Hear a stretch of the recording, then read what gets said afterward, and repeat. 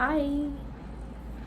तो आज सुनते हैं मिथ और मैजिक से जुड़ी एक और कहानी। चांद आप सभी ने देखा होगा, पर क्या कभी उस चांद को देखकर आपको ऐसा लगा कि कभी कभी आपको उसमें एक खरगोश की परछाई दिखाई देती है?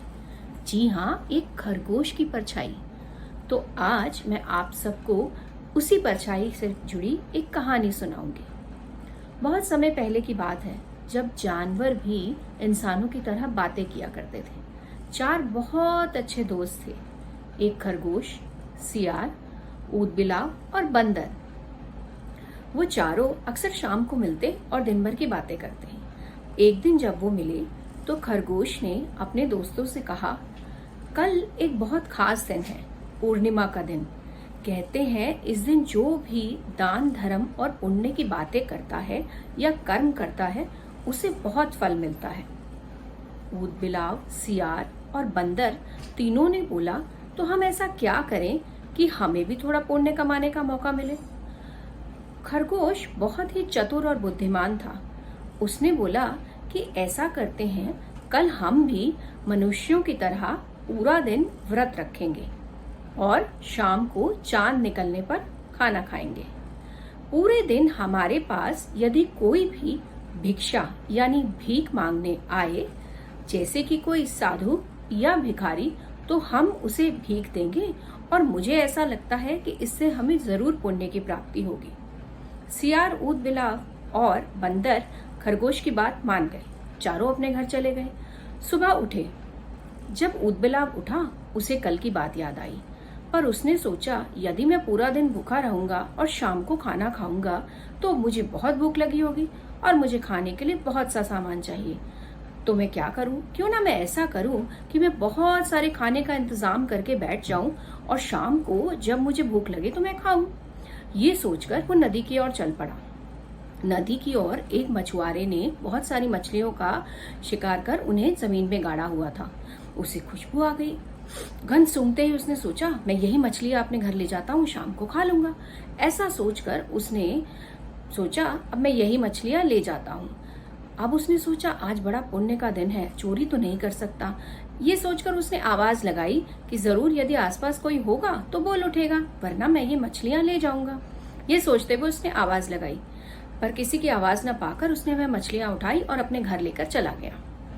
घर आकर वो आराम से सो गया। उसने सोचा कि अब मैं सीधे शाम को उठूंगा, न मैं दिन भर जागूंगा न मुझे भूख लगेगी। यह सोचकर वह सो गया। यही काम बंदर और सियार ने भी किया। अपने अपने भोजन का इंतजाम कर वह सो गए। सियार ने कहीं से मांस का एक टुकड़ा उठाया और बंदर ने आम के पेड़ पर चढ़कर खूब सारे आम तोड़ लिए। अब वह दोनों भी ऊदबिलाव की तरह अपने अपने घरों में सो गए। ना हम जागेंगे, ना हमें भूख लगेगी और ना ही हमें जागना पड़ेगा और भूखा भोजन का इंतजार करना पड़ेगा।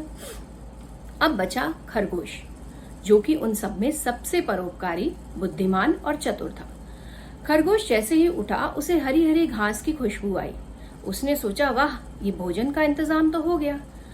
अभी वो ये सोचकर बैठा ही था, पर उसको ये लगा कि मेरे भोजन का तो ठीक, परंतु यदि दिन भर में कोई साधु या कोई भिखारी मुझसे भिक्षा मांगने आ गया तो मैं उसे क्या दूंगा? वह सोचने लगा कि मुझे कुछ ऐसी चीज का इंतजाम करना चाहिए जिसे मनुष्य बहुत पसंद करते हैं, परंतु क्या? उसे याद आया कि मनुष्यों को खरगोश का मांस बड़ा अच्छा लगता है। अब वह यह सोचकर बैठ गया कि यदि मेरे पास कोई साधु या कोई भिखारी आते हैं तो मैं उन्हें यानी स्वयं को ही उनको भिक्षा में दे दूंगा। अब ऊपर बैठे शक देवता यह देख रहे थे। भगवान शक ने सोचा कि यह खरगोश सोच तो बहुत अच्छी रखता है, पर वह क्या यह कर पाएगा? यह सोच वह बादलों से नीचे आए। उन्होंने खरगोश की परीक्षा लेने की सोची। वह खरगोश के द्वार पर गए और बोले, हे खरगोश, मैं सुबह से बहुत भूखा हूँ, क्या तुम मुझे कुछ खाने को दोगे? खरगोश बोला, मेरे पास केवल घास है, वह तो आप नहीं खाएंगे, परंतु मैं आपके लिए काम कर सकता हूँ। मैं खुद की आहुति दे सकता हूँ और आप उससे अपना भोजन भर सकते हैं, पेट भर सकते हैं। भगवान शक ने सोचा कि यह तो वाकई अपने प्राण देने को तैयार हो गया, परंतु क्या अगर इसे ऐसा करने को कहा जाए तो यह सच में करेगा? यह सोचकर उन्होंने कहा, नहीं, आज मेरा व्रत है, मैं किसी जीवित प्राणी को नहीं मार सकता। अब बताओ तुम क्या कर सकते हो। यह सोच खरगोश ने सोचा कि क्या करा जाए। उसने भगवान को कहा, आप एक आग का इंतजाम कर दीजिए, मैं स्वयं ही उसमें कूद पड़ूंगा। इस तरह से ना आप मुझे हाथ लगाएंगे और आपके भोजन का भी इंतजाम हो जाएगा। यह सोच भगवान शक ने कहा, यह खरगोश बिल्कुल सही सोच रहा था और इसकी नीयत साफ है। ऐसा सोचते हुए उन्होंने आग का इंतजाम किया। खरगोश ने आओ देखा ना ताओ उसमें कूद पड़ा। लेकिन सहज एकदम उसे एहसास हुआ कि अरे यह क्या, मेरे को तो कहीं से अग्नि या गर्म प्रतीत नहीं हो रहा। उसने भगवान को बोला, यह क्या है, ये तो कुछ चमत्कार लग रहा है, मुझे तो कहीं से भी आग प्रतीत नहीं हो रही।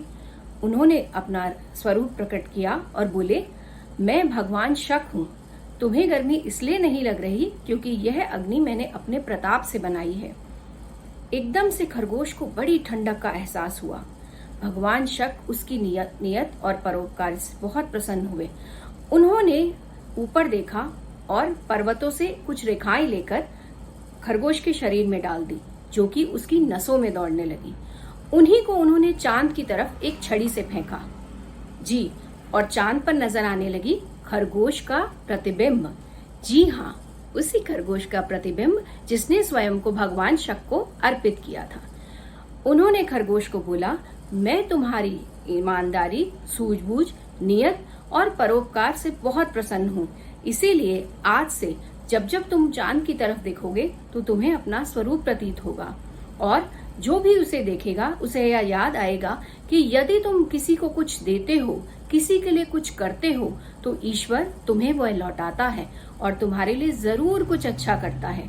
यदि तुम किसी को कुछ दोगे तो बदले में ईश्वर तुम्हें बहुत कुछ देगा। तो दोस्तों, आशा है आपको यह कहानी पसंद आई होगी, और आप जब भी आप चांद की तरफ देखेंगे और आपको उसमें ये प्यारे से खरगोश का प्रतिबिंब दिखेगा तो आप समझ जाएंगे उसके पीछे की कहानी। नमस्कार।